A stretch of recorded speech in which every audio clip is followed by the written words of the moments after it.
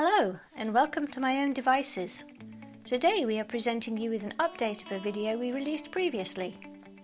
As always, please like and share our videos and don't forget to subscribe to the channel as it's much appreciated. Thank you. A few weeks ago I put out a video about record cleaning, and I tried and failed to use the Vinyl Vac successfully, and I was perhaps somewhat hasty in my verdict that it didn't work. Some viewers pointed out that I was doing it wrong, and the thin little, let me see if you can see it here, the thin little ring is designed to go around the end of the vacuum hose to create a kind of a sealed connection with the Vinyl Vac attachment. Here's a few seconds of the Roxy Music album Country Life before I cleaned it using the Spin Clean and Vinyl Vac combo.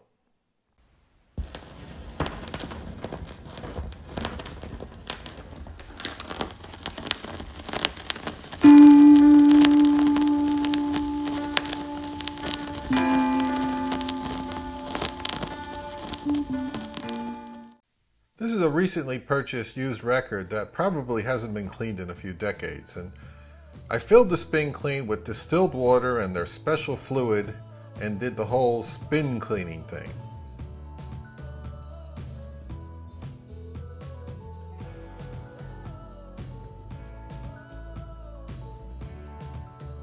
So I tried again using the rubber ring, and yes, it did have the effect of maintaining a bit of a seal with the hose. However, it was not very tight and the attachment did easily come loose.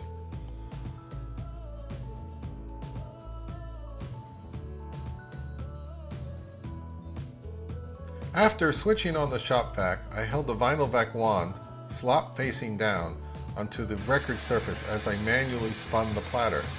I tried to maintain an even amount of downward pressure on the record with the wand while spinning. It was not as easy as I thought it would be.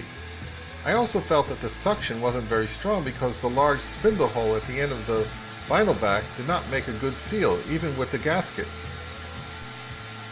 As I spun the platter, the Vinyl Vac appeared to be mostly just moving the water around, not efficiently vacuuming it up.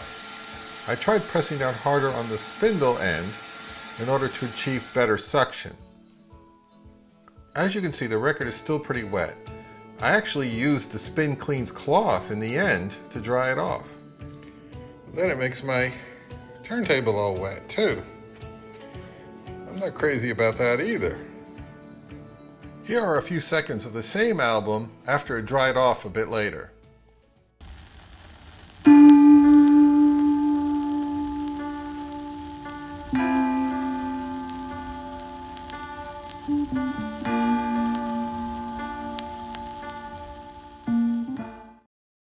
So what should I make of these results? The Roxy Music record was unquestionably less noisy after it was cleaned, and I could certainly attribute the improvement to the Spin Clean. Now, did the Vinyl Vac contribute to the reduction of surface noise? Perhaps it did. Or perhaps it made very little difference. It's not that easy to determine. I suppose I could find another noisy used record and use the Spin Clean and Vinyl Vac on side A, and then just the Spin Clean on side B and compare the results, but is that very scientific? I don't know.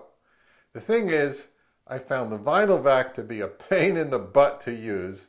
There was nothing fun about dragging a shop vac into the house and employing an unused turntable to spin the record with one hand and awkwardly holding the Vinyl Vac attachment with the other hand. It wasn't fun at all. I actually enjoy using the Spin Clean. It's a peaceful and zen-like experience. The Vinyl Vac is the opposite of zen-like. I'm not even sure it worked properly. I've seen those fancy record cleaning machines at work, and they actually do a really good job at sucking the water off the surface of a record. And the Vinyl Vac did not really do a satisfactory job at its sole purpose. The record was still pretty wet even after a few minutes of use and multiple rotations. Even at its very low price, I can't recommend it. Stick with the Spin Clean. until you can save up to get one of the costlier and more effective record cleaners.